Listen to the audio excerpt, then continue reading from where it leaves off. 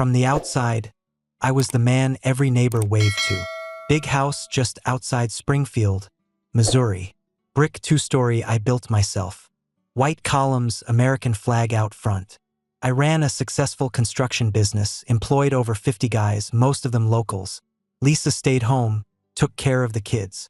We had a good rhythm, at least that's what I thought. Sunday dinners, vacations down in the Ozarks, 4th of July cookouts. On paper, we were solid. But paper burns fast. It started with little things, too small to raise alarms on their own. Lisa began dressing differently. Less flannel, more yoga pants and low-cut tops. Said she joined a gym with some of the neighborhood wives. Harmless, right? I told myself she was trying to feel good again. She was in her 40s. That's normal. Then came the selfies. At first, they were tame.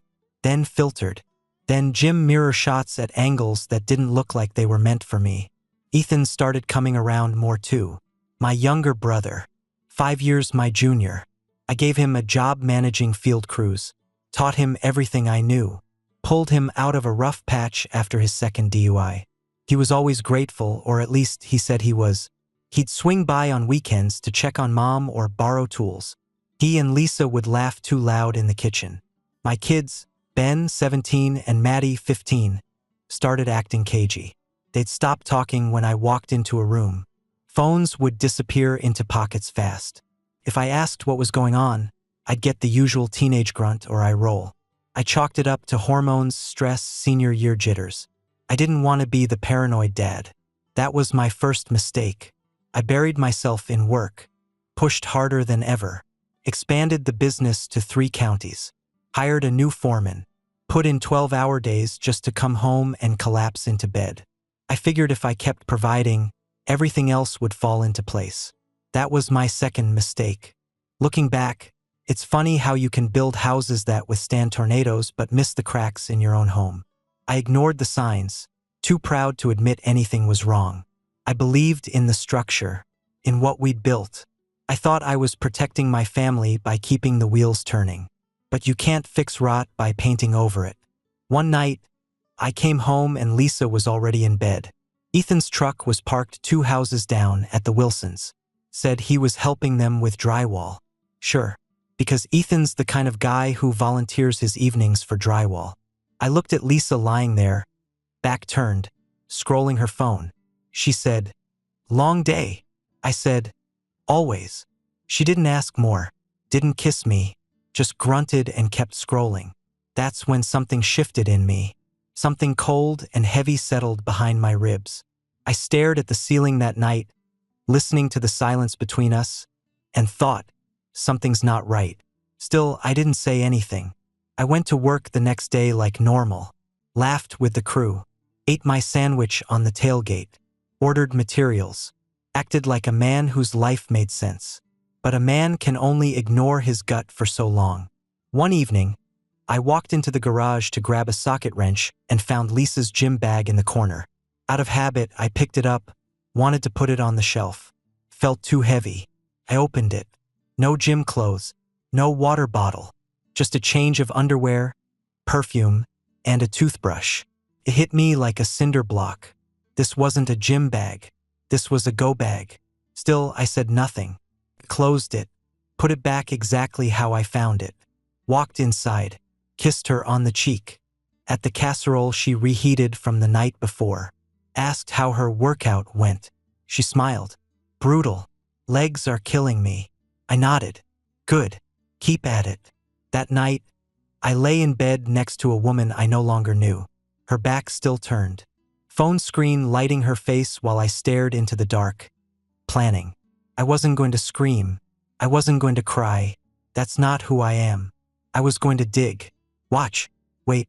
Because if I'd learned anything from pouring concrete or raising walls, it's this. You don't rebuild on a rotten foundation. You rip it out, and you make damn sure it never stands again. It was a Wednesday evening. Cold outside. You could smell firewood in the breeze. Ben walked into the living room, looked up from his calculus textbook, and asked if he could borrow my AirPods. Simple request. I told him to check the drawer in my nightstand, but he said, "Nah. I saw them in my room last week." Might have left them on my desk. I raised an eyebrow but said nothing. He went back to work. I headed upstairs to check. Ben's room was clean, too clean. Desk spotless. No papers, no wires, no signs of a 17-year-old boy in the middle of finals week. I pulled the chair back and crouched to check under the desk. That's when I saw it. A phone wedged behind the bottom drawer, barely visible in the shadows. Unplugged. No case. No lock screen. Old model, maybe 2 or 3 years behind. And it was still charged. I sat on his bed and powered it up. First message at the top. From Lisa. Ethan's picking me up at 2. Maddie said you're at the lumberyard until 4. We have time. I didn't move. Didn't breathe. I scrolled. There were thousands of messages. Not just between Lisa and Ethan, though there were plenty of those. Naked photos. Hotel room selfies. Voice notes. Some sent while I was at work. Some while I was downstairs in the same house. But what stopped me cold were the group chats. Ben. Maddie. Lisa. Ethan. Coordinating schedules. Dad's leaving now. He just pulled up. Delete the doorbell cam from today. There were even videos. Ben positioning himself near me while Maddie texted Lisa. He's on the couch watching football. You're clear. I felt like I'd swallowed gravel. My chest burned, but I didn't move. Just kept reading. 2 years. 2 years of lies. Lisa calls Ethan baby. Ethan made jokes about filling in while I swung hammers. Ben making memes out of me. My face asleep on the couch. Captioned King of Clueless. Maddie laughed at how I still believed in marriage like a boomer. I wasn't just betrayed. I was mocked. Weaponized. My own blood. My kids. The ones I paid tuition for, bought braces for, coached in Little League and stayed up with during the flu. They knew. They helped. They protected them, not me. I don't remember standing up, but I was on my feet, breathing hard, fists clenched at my sides. I could hear my pulse in my ears. Then I caught my reflection in the mirror. I didn't look angry. I looked empty, not broken, not shattered, just hollow, like a man who just buried something and wasn't sure if it was his family or himself. I put the phone back where I found it, exactly how it was. Same angle, same dust pattern. Closed the drawer. Walked out. Downstairs, Lisa was folding laundry. She smiled like nothing was wrong. Dinner at 20 Han. Smells good, I said. Ben looked up from his textbook and gave me a half nod, like nothing had shifted in the universe. I smiled back. That was the moment I knew who I was dealing with. Not a wife. Not kids. Co-conspirators. Liars with shared blood. Enemies under my roof. And I would not confront them. I would not scream or rage or cry in front of the same people who sent my humiliation as a punchline. That would have given them closure. I wasn't going to give them anything. Not my pain. Not my voice. Not a damn explanation. Instead, I would take everything. And I would do it slowly, silently, like a man with a saw, cutting away rot under the floorboards. 1 inch at a time, until nothing was left standing but me. That night, I did everything a good husband and father was supposed to do. I came home with Chinese takeout, Lisa's favorite. Sesame chicken, no green onions. Ethan was already at the house, sitting on my damn recliner with a beer in his hand like it belonged to him. My daughter Maddie was on the couch beside him, laughing at something he said. My son Ben was at the table, scrolling his phone, earbuds in. I stepped inside, smiled like a fool and said, "Smells like soy sauce and betrayal." They all laughed. Lisa came up behind me, kissed my cheek, and took the bag. "You're in a good mood." "Friday," I said. "I love weekends." We all sat together like some cursed version of Norman Rockwell. The plates clinked. Maddie talked about a TikTok trend. Ethan told some story about a job site screw-up, one that was his own fault, but I let him think I didn't know. Lisa rubbed my thigh under the table like nothing had ever broken. And I smiled. Not because I was happy, but because the camera I'd hidden in the ceiling light was catching every second of their performance. Clean angles. Crisp audio. I wanted their last memories of me to be exactly this. Calm, content, playing my part. They thought they were acting. They had no idea I'd memorized the script. After dinner, I helped Maddie with a literature essay she claimed was about Frankenstein. She clearly hadn't read the damn book. I read the passages aloud, explained the symbolism. She nodded, smiled, and said, "Thanks, Dad." Funny, she still called me Dad, like the word hadn't already turned to ash in my mouth. Ethan went out back to smoke. Lisa followed him after 10 minutes, pretending she was just watering the plants. I let them. I walked up to our bedroom, lay on my side of the bed, and stared at the ceiling fan spinning. They thought I was clueless. Lisa came up later, wearing that same silky robe she always used when she wanted something. She smelled like stale cigarettes and too much perfume. Crawled into bed like nothing was wrong. Snuggled close. Slid her hand down my chest. I didn't stop her. I kissed her, touched her, made love to her like a man too stupid to know better. And the whole time I thought, this is the last time you ever touch me. The last time you get to pretend I'm yours. The last time I let you think I don't see through the damn lies bleeding from your smile. Afterward, she whispered, "That was nice." "Yeah," I said. "Really nice." She drifted off, content, and curled into me like nothing had changed. Like we were still 25, broke, and in love. But I lay awake, burning. Not with rage. Not even sadness anymore. Just clarity. I had seen the enemy, and it wasn't just Lisa or Ethan or even the kids. It was the mask. The illusion I'd let them build around me. The fantasy I clung to while they rewrote the script without me. I could have confronted her that night, told her what I'd found, show her the photos, played the recordings, demanded answers. But I didn't want answers. I wanted justice. And justice doesn't knock on your door with tears and questions. It walks in quietly, packs its tools, takes measurements, and waits. The next morning, I made coffee for everyone. Even brought Lisa her cup with just the right splash of vanilla creamer. She kissed my cheek again. "You're being sweet.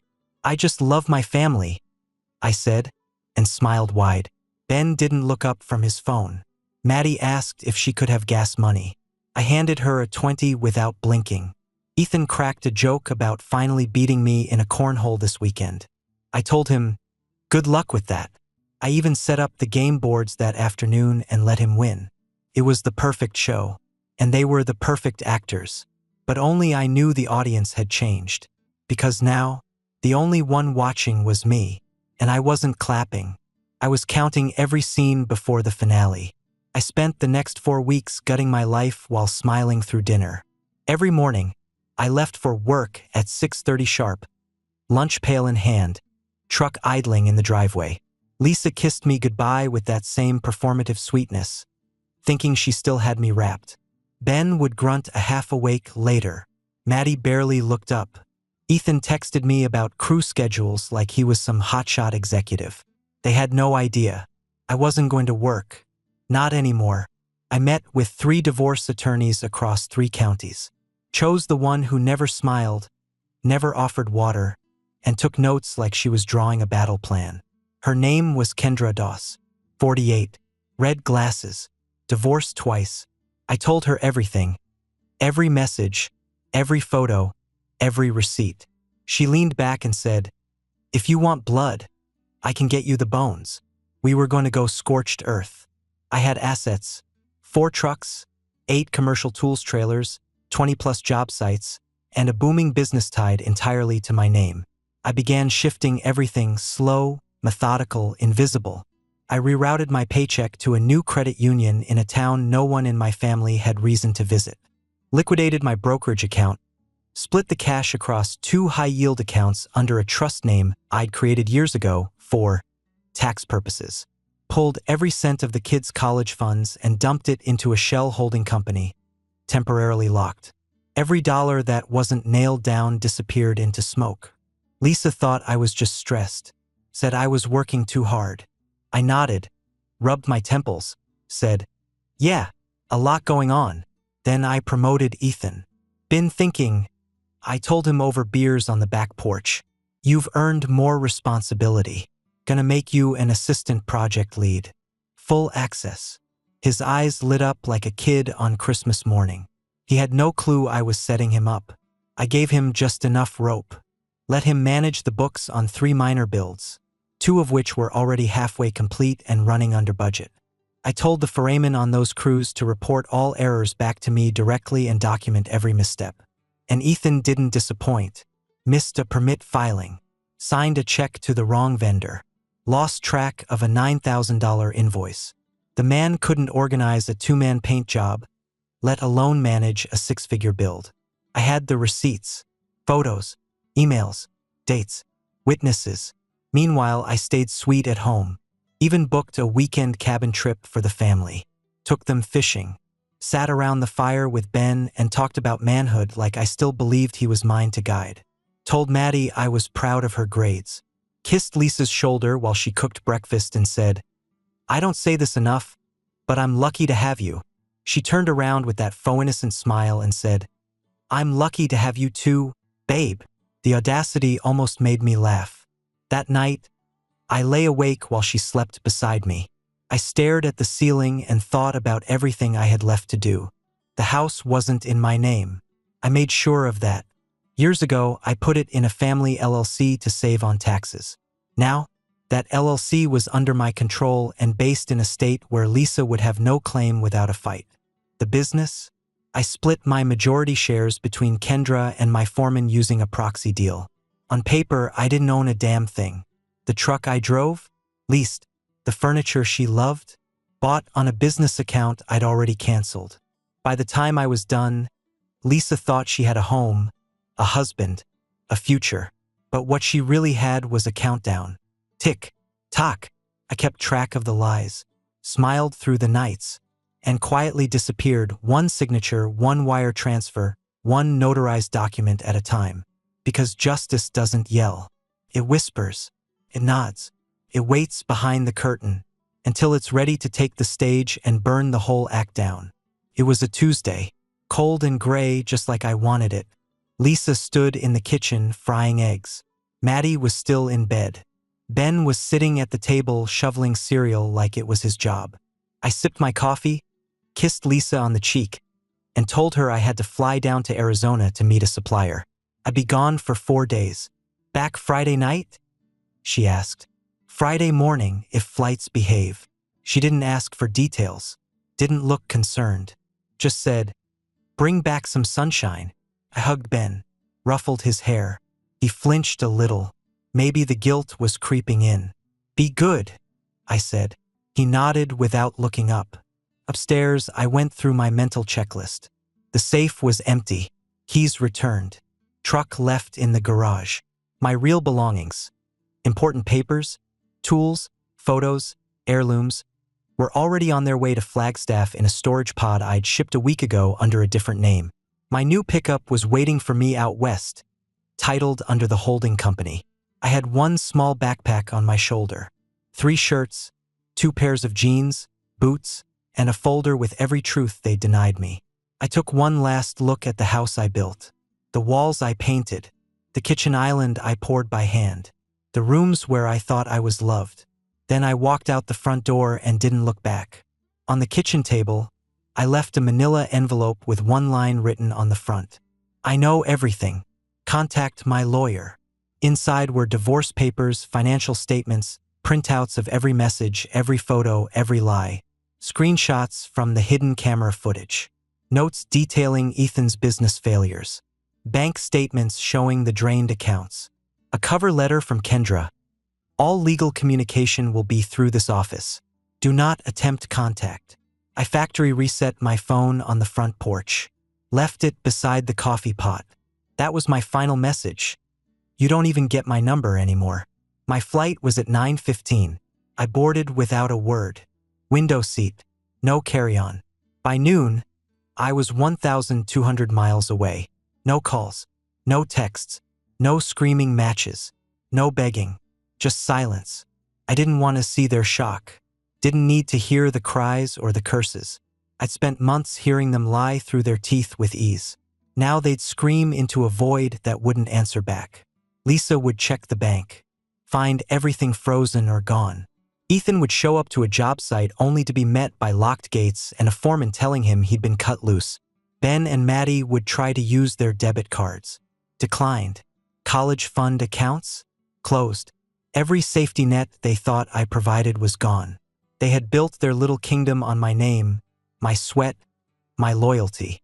And I burned it all down before breakfast. I didn't do it in anger. Not anymore. Anger is a sharp tool, but it can't build anything. What I used was something colder, cleaner, conviction. They earned every ounce of the fallout coming their way. As the plane climbed through the clouds, I looked down on Missouri, gray, wet, distant. It used to be home. Now it was just a cautionary tale. By sundown, I was walking into a small rental in the desert with a cot, a desk, and a locked file cabinet full of receipts. Nothing fancy, just quiet, just mine. And back in Missouri, they were waking up to the wreckage of their own design. They wouldn't find me, not through friends, not through my job, not even through old contacts.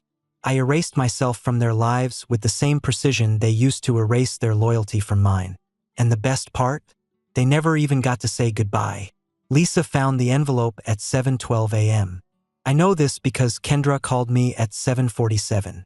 Lisa had already made 4 frantic calls to the firm, left 3 voicemails, and emailed twice, each message more unhinged than the last. Kendra forwarded one. "This must be a mistake. Please, I just need to talk to him. Please tell him to call me." She never got a reply. By 9 o'clock, Ben called my old number, straight to voicemail. By noon, he tried emailing me from his school address.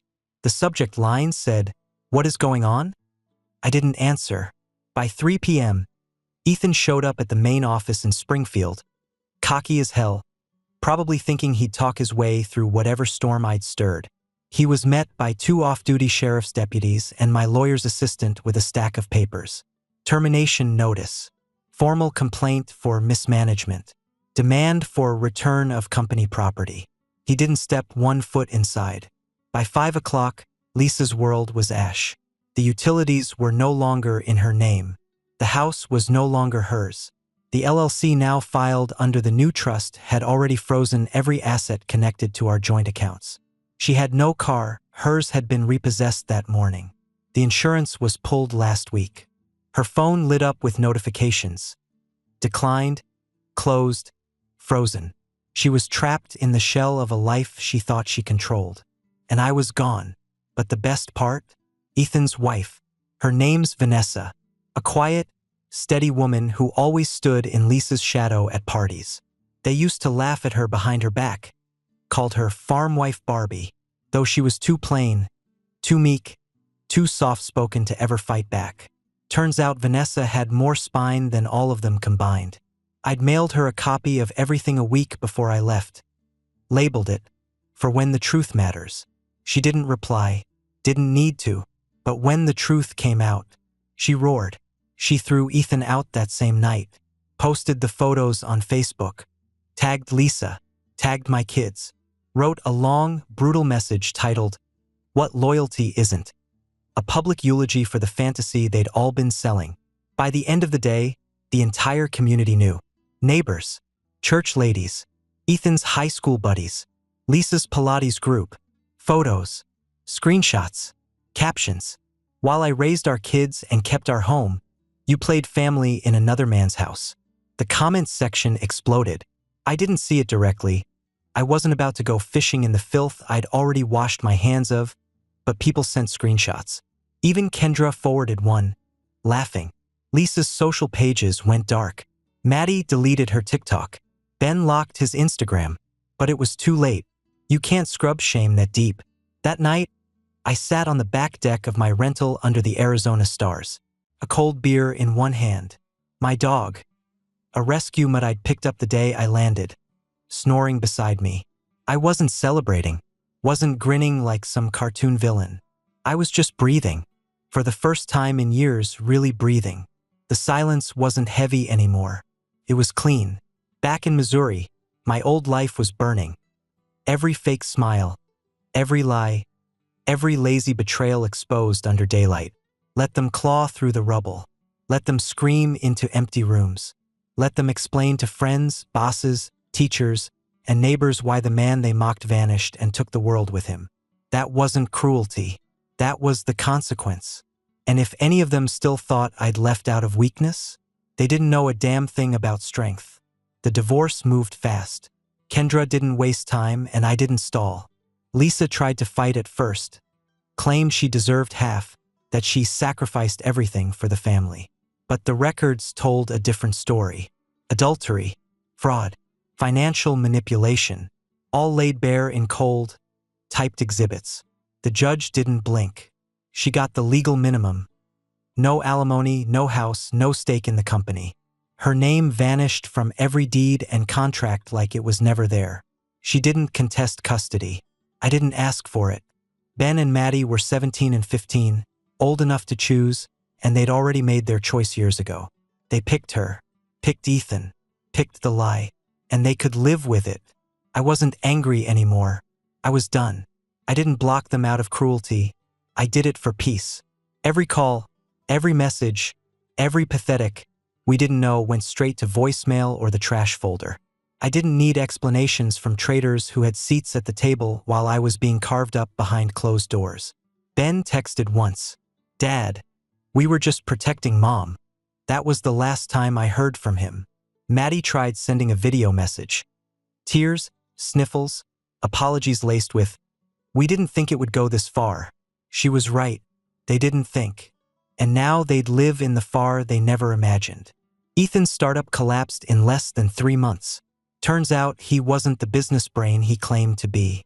The suppliers I had lined up, gone. The contracts, pulled. He couldn't even get financing after Vanessa publicly shredded him. Last I heard, he was working part-time at a lumber yard under a guy I used to train. Poetic. Lisa moved into a small apartment on the edge of town. Took a cashier job at a grocery store. Her car was a used Civic with a peeling tint and no hubcaps.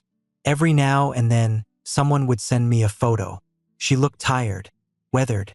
The hot wife facade didn't hold up under fluorescent lights and self-checkout beeps. As for the kids, Ben scraped his way into a community college after losing his private tuition. Maddie picked up a part-time job folding clothes in a strip mall boutique. They still had each other. They still had her. But they didn't have me. And that made all the difference. Because I had rebuilt. My company was smaller, leaner, but stronger. No dead weight. No saboteurs in the ranks. I kept the foreman who stayed loyal.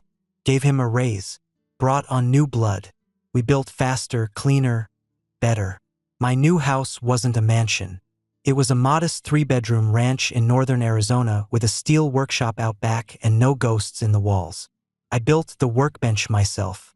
I'd wake up, drink coffee in silence, drive to job sites, and come home to peace. No double talk. No late-night texting behind my back. No fake smiles over reheated leftovers. Just peace. Some days I'd box after work. Other nights I'd teach a class at the local trade school, construction fundamentals. Good kids. Eager. Honest. And on weekends I'd hike. Alone or with someone new. Yes, someone new. Not a replacement. Not a rebound. Just a woman I met at the hardware store of all places. Dark hair. Sharp wit. Didn't blink when I told her my story. Her name's Claire. She's got her own business, her own money, her own scars. We don't fill holes in each other, we just walk beside them. Ethan's ex-wife Vanessa and I talk now and then. Grab coffee. Share updates. We both know what it's like to be betrayed in silence while the world claps for your destroyers. There's trust in that shared survival. Do I miss what I had? No, because what I had was a lie, and I burned it down with purpose. Not for revenge. For freedom. For truth. For air that didn't smell like someone else's perfume and someone else's betrayal. It's been 8 months. 8 months since I walked out of my old life with nothing but a backpack, a file folder, and a plan. People say time heals all wounds. That's a lie. Time doesn't heal. Action does. I didn't sit in a therapist's office talking in circles. I didn't drown myself in whiskey or chase after some shallow revenge. I acted. I took my life back with both hands and burned every bridge that led back to that poisoned shore. Now, I live in a simple home with a wraparound porch and a wide, open sky. No noise, no tension, just the sound of tools in the morning and my own breath at night. I built a workshop behind the house. Custom cabinets, hardwood floors, steel-reinforced doors. It's my temple, my place of order in a world that once spun out of control. I work with my hands again, refinish old furniture, build heirloom tables, sometimes just sand wood for the hell of it. The company's doing fine. Keep it lean, tight. No bloated payroll, no weak links. The men I kept are the ones who saw the storm coming and stood beside me. We don't talk about what happened. We just build. That's enough. Claire comes by on weekends. Sometimes we cook, sometimes we don't say much. Just sit on the porch, watching the sun bleed out across the mountains. She doesn't ask about Lisa or the kids. I don't ask about her past either. What matters is we both chose peace over performance.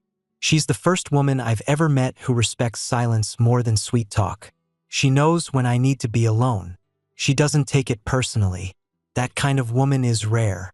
Sometimes people ask if I regret not forgiving them, Lisa, Ethan, the kids. No, forgiveness isn't weakness, but they never asked for it. Not sincerely. And I'm not in the business of handing out grace to people who weaponized my love. Ben and Maddie still try now and then. Emails, texts. A letter showed up once. Handwritten, full of tears, and I didn't understand. I didn't reply. I'm not their dad anymore. Not because I stopped loving them, but because they chose a side when it counted. They watched a good man bleed in his own home and helped sharpen the knife. That doesn't get erased. They'll grow up with that choice sitting heavy on their chests. That's their burden now. I carry mine just fine. Some nights, I still see their faces in my sleep. Not the kids they are now, but the ones they used to be. Ben with his toy hammer building beside me. Maddie with her little pink boots and a smile wide as the sky. Those versions of them died the day I found that phone. And I buried them quietly, the way a man buries a dog he loved even after it bit him. People in town know who I am. They whisper about what happened. Some nod with respect. Some stare like they're looking at a ghost. I don't care either way. I walk with my head high, because I didn't flinch. I didn't fold. I stood up when it mattered and never looked back. If I had to do it over again, I'd still burn it down. Every match, every lie, every smile they weaponized. They thought they could bury me under guilt, duty, and silence. But they forgot. I'm not the kind of man who stays buried. I'm the kind who comes back with fire in his hands and calm in his heart.